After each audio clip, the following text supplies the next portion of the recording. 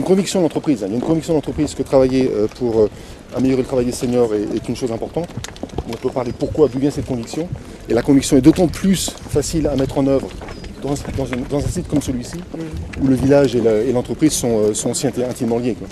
Voilà le plus jeune de nos apprentis, 17 ans. Voilà. 17 ans.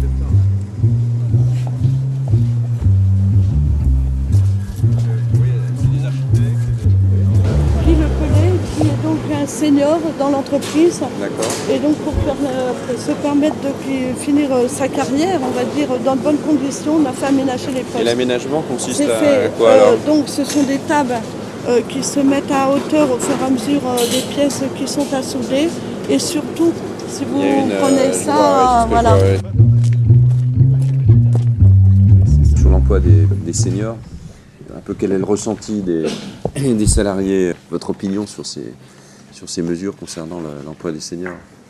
Là, il faut vraiment que le senior apporte à l'apprenti son savoir, et ce qui permet, au bout de 3 ou 4 années d'apprentissage, au senior d'être valorisé parce qu'il dit j'ai formé un apprenti, au patron de dire j'embauche mon apprenti parce que j'ai quelqu'un au moins qui sait faire le travail. On a adapté un dispositif de fin de carrière. Tout en s'assurant que la compétence reste en interne puisque c'est la clé pour laisser partir la personne ensuite. Il faut absolument que le savoir soit transmis préalablement. Préalablement, c'est-à-dire avant de partir, vous prévoyez la transmission du savoir.